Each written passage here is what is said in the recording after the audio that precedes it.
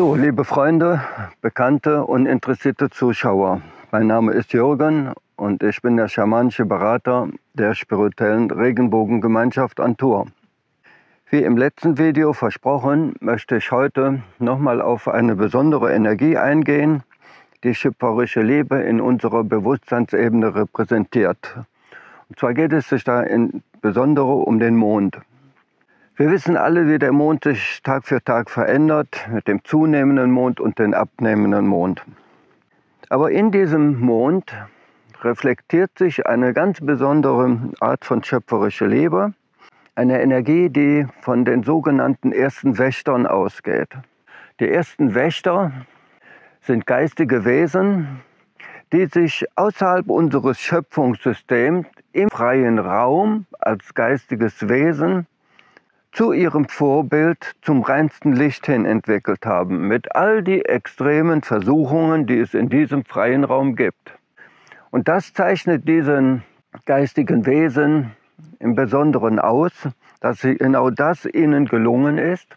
Und deshalb tragen sie eine ganz besondere Energie in sich. Und diese Energie würden wir Menschen als Konsequenz bezeichnen. Und mit Konsequenz möchte ich ganz klar aber mich trennen von dem Ausdruck Härte, weil diese zwei sehr häufig von Menschen verwechselt werden, vertauscht werden. Konsequenz hat nichts mit unnötiger Härte zu tun, die wir uns selbst oder unserem Umfeld entgegenbringen. Konsequenz ist etwas, wenn wir uns unserer schöpferischen Natur entsprechend, im schöpferischen Sinne, ganz gezielt für eine Sache einsetzen und das dann eben so geradlinig tun, dass wir es als Konsequenz bezeichnen.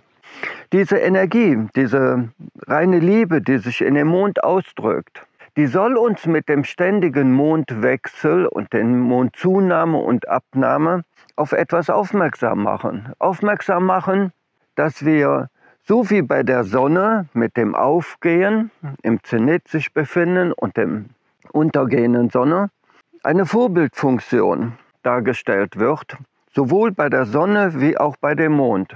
Und auch die Mondenergie ist wie bei der Sonnenenergie, dass sie sich überträgt auf die Luft. Und die Luft, sowohl bei Sonne wie beim Mond, so etwas könnte man erklären wie eine Gebärmutter darstellt und diese Energie über die Luft an alles andere Seiende überträgt.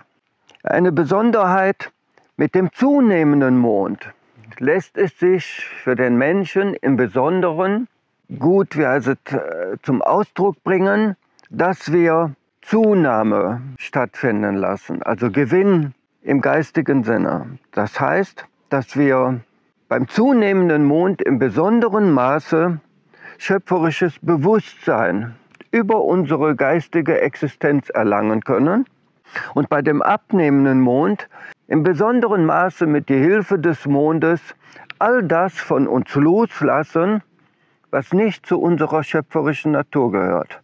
All die Dinge, die man uns von Kleinkind auf uns drüber gestülpt hat, ganz gleich, ob sie zu unserer schöpferischen Natur passen oder nicht.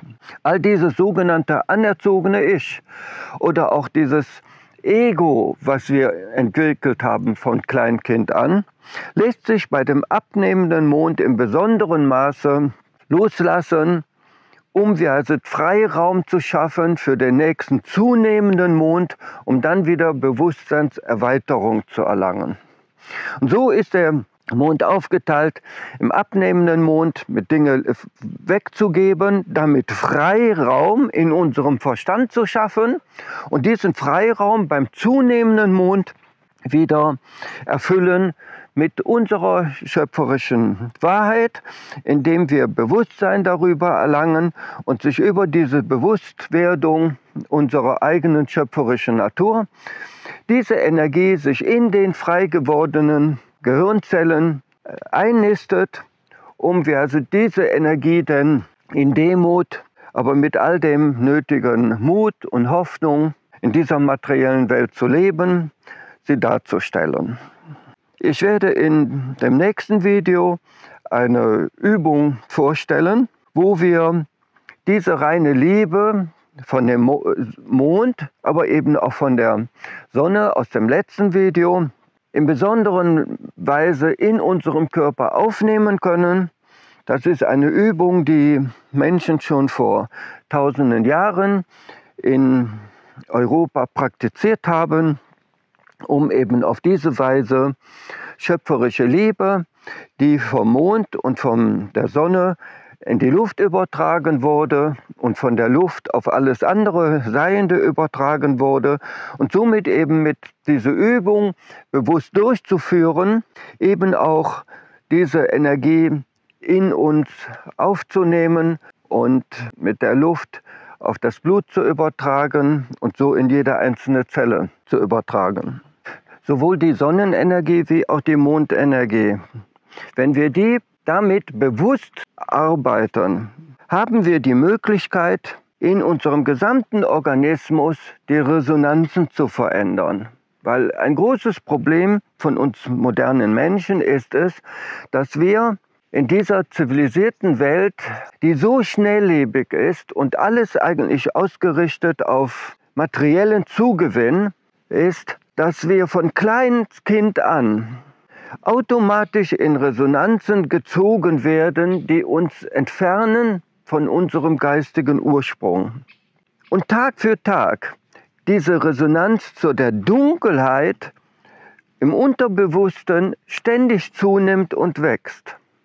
Und wenn wir wirklich im Licht wirken wollen, wenn wir in dieser Welt erkennen, irgendwann, wenn wir 20 sind, 30, 40, 50 oder auch älter, und wir merken, dass uns all diese materielle Zugewinn nicht glücklich macht, nicht zufrieden macht, wir in allen Belangen, im Beruf, in der Familie, in all den zwischenmenschlichen Begegnungen einfach unzufrieden sind, dann findet das Ganze statt, weil sich die Resonanzen im Laufe der Jahrzehnte ständig weiter verändert haben in Richtung Dunkelheit und wir uns immer mehr entfernt haben von dem, was wir eigentlich im geistigen Sinne ausmachen sollten. Aber dieses Geistige, was wir im Inneren sein sollten, sollten wir ja auch in der materiellen Welt in Demut darstellen. Und im Laufe der Jahrzehnte, wenn die Resonanz sich zur Dunkelheit verschiebt, weil wir irgendwelchen Dingen nachjagen, weil wir so erzogen wurden, dann werden wir irgendwann erkennen, oder viele Menschen erkennen, dass sie das nicht glücklich macht. Und wenn wir jetzt wieder zurück wollen, dann müssen wir ganz klar sagen, wir haben unsere eigenen Seele dabei in den Jahrzehnten regelrecht verdrängt aus unserem Körper, mit all den Handlungen, die entgegengesetzt unserer schöpferischen Natur waren, weil diese Seelenteile schutzlos geworden sind in unserem materiellen Körper. Wenn wir jetzt wieder erkennen und wollen das Ganze wieder umwandeln, dann sollten wir uns darüber klar sein, dass wir dazu Geduld brauchen. Es gibt da ein schönes Sprichwort, Geduld ist die Pforte zur Freude. Wir haben unsere eigenen Seele, das geistige Vorbild unserer Seele, was sich in Mutter Erde aufhält während der Reinkarnation. All die sich im Resonanz befindlichen lichten Wesen in unserem Umfeld haben wir auf Distanz gebracht im Laufe der Jahrzehnte und wir müssen sie Stück für Stück wieder einladen und eben auch vielleicht sogar einen Beweis erbringen, dass wir es ernst meinen und dass wir wirklich jetzt in unserer Natur wirken wollen und eine gezielte Veränderung einleiten wollen. Aber um das wirklich zu wollen, bedarf es Geduld. Und wir müssten diese Resonanzen Stückchen für Stückchen verändern. Und das wäre eben möglich, wenn wir ganz gezielt und bewusst uns unseren lichten Helfer im Umfeld und somit eben auch die lichte Energie, die sich über die Sonne und über den Mond auf die Luft übertragen hat. Und somit wir diese Liebe bewusst einatmen können, dass wir sie bewusst zu uns nehmen, indem wir natürliches, Quellwasser zu uns nehmen, indem wir gesunde, reine Nahrung zu uns nehmen, aber auch, dass wir uns mit Menschen zusammentun, die gleiche Ziele, ähnliche Ziele haben, dass wir uns wirklich anfangen zu distanzieren von der Vergangenheit. Weil wenn wir etwas ändern wollen, wenn wir unzufrieden sind, unglücklich sind, dass wir uns nicht harmonisch fühlen, nicht ganz fühlen, dann sind das alles Dinge, die nur wieder sich wandeln können, wenn wir zu unserer eigenen schöpferischen Natur wiederfinden und all die in Resonanz befindlichen geistigen Wesen dazu einladen und Bewusstheit über all diese Wesen bekommen. Und das wird nur funktionieren oder besonders gut funktionieren, wenn ihr euch in einen natürlichen Lebensraum begebt. Und ich rate seit vielen Jahren, vielleicht mit den Händen bis hier oben hin in Mutter Erde im sogenannten Dreck zu wühlen, um natürliche Nahrung selber entstehen zu lassen. Weil in dieser natürlichen Nahrung auch die Reflexion des geistigen Vorbildes in besonderer Weise vorhanden ist und so man Stückchen für Stückchen immer mehr auf der lichten Seite herüber gelangt und die Resonanz zum Licht immer wieder stärker entwickeln lässt, um dann eben auch getragen zu sein von all der schöpferischen Liebe, die diese wundervolle Erdenwelt uns zu bieten hat. Aber es gibt nur eins, wir müssen es aus uns heraus absolut wollen. Wir können das nicht für irgendjemand tun, sondern wir können es nur für uns tun, für unsere Seele tun. Und dafür müssen wir zunächst mal erkennen, wer wir sind. Wir müssen uns ganz und gar annehmen. Wir müssen uns ganz und gar lieben. Nur wenn wir uns ganz im schöpferischen Sinne lieben, sind wir in der Lage, diese Liebe auf etwas anderes zu übertragen, indem wir all das, was wir aufnehmen, in Liebe auch wieder abgeben können. Und da sind wir wieder bei dem Geben und Nehmen, wo unser ganzes Schöpfungssystem drauf aufgebaut ist. Und da spielt die Resonanzen eine besondere Rolle. Und wie gesagt, die Energie des Mondes, die Energie der Sonne, die sich auf die Luft überträgt und darüber auf alles Existierende, sind absolut wichtige Elemente, wo wir ein Bewusstsein für erlangen müssen, um diese Resonanzen zu verändern, um auf der lichten Seite zu gelangen und dort eben auch dann mithilfe der Mondenergie konsequent unseren Weg zu gehen. Nur dann ist es einen Menschen oder auch vielleicht einen Menschen aus der Zivilisation, der Jahrzehnte im Trüben gefischt hat, der sich hat in Versuchung führen lassen und glaubte, man müsse in der materiellen Welt funktionieren, man müsse in der materiellen Welt Reichtum erwerben. All das sind Dinge, die nicht relevant sind, um in unserer schöpferischen Natur zu leben. Weil jedem sollte klar sein, wenn ich für mich materiellen Reichtum erlange, dann habe ich diesen Reichtum irgendjemand anderen weggezogen. Also man lebt dann nicht in sogenannter Brüderlichkeit. Aber das wird für die nächste Zeit absolut wichtig sein. Menschen, denen es nicht gelingt, die Resonanz zum Licht zu verändern und somit in einer Schwingung sich hin verändert, um in einer absoluten Brüderlichkeit mit seinen Mitmenschen, mit den Tieren, mit den Pflanzen, mit unserer ganzen Schöpfung in Brüderlichkeit zu leben. Wem das nicht gelingt, der wird vielleicht dieses Leben umsonst gelebt haben und ja, seine Seele wird in einer anderen Reinkarnation diese Möglichkeiten suchen müssen. Aber wir wissen im Moment alle nicht, auch ich nicht, ob wir diese Möglichkeit in diesem Menschenzyklus noch haben werden, weil wir haben so etwas wie eine letzte Chance im Moment und all die Menschen, die zu dieser Brüderlichkeit gelangen, die werden in Liebe existieren können und das sehr wahrscheinlich noch eine lange Zeit. Aber alles spricht eigentlich dafür, dass nach dem schöpferischen Resonanzprinzip alle, die auf der Schattenseite, in der Dunkelheit wirken und agieren, ob gezielt oder unbewusst, Die wird man hinwegnehmen müssen. Und dieses Hinwegnehmen ist nicht, dass Menschen durch Seuchen oder Naturereignisse ums Leben kommen, sondern aus meiner Sicht vielmehr, dass ein Energieentzug diese Menschen einfach auflöst. Das ist so, als wie wenn ich auf einer Leinwand eine Person mit technischer Hilfe einfach verschwinden lasse.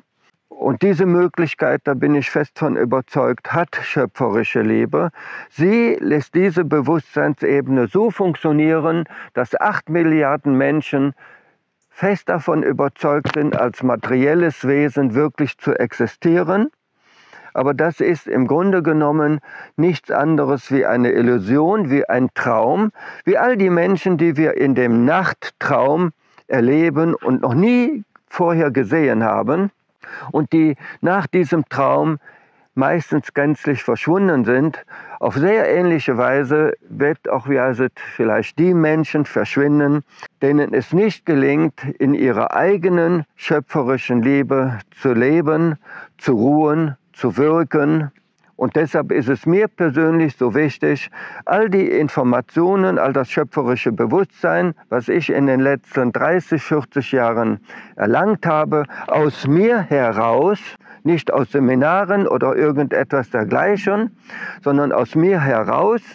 Und dieses Wissen möchte ich einfach weitergeben, um so viel wie möglich Menschen die Möglichkeit zu geben, wenn sie das Gefühl haben, dass das für sie das Richtige ist, dass die Resonanz stark genug ist noch zu ihrer eigenen Seele, dass sie die Möglichkeit kriegen, sich über das Resonanzprinzip auf die Seite des Lichts hin zu entwickeln, um in dieser wundervollen Welt ja die Rolle des wahren menschlichen Läuterers zu übernehmen, die seit langem nur noch von sehr wenig Menschen tatsächlich gelebt wird. Wie gesagt, in dem nächsten Video möchte ich eine Übung vermitteln. Eine Übung, die jeder überall machen kann. Da gibt es ein paar Dinge, die ich vermitteln werde, die Übung unterstützen, die sie potenzieren. Aber all das werde ich euch in dem nächsten Video vermitteln.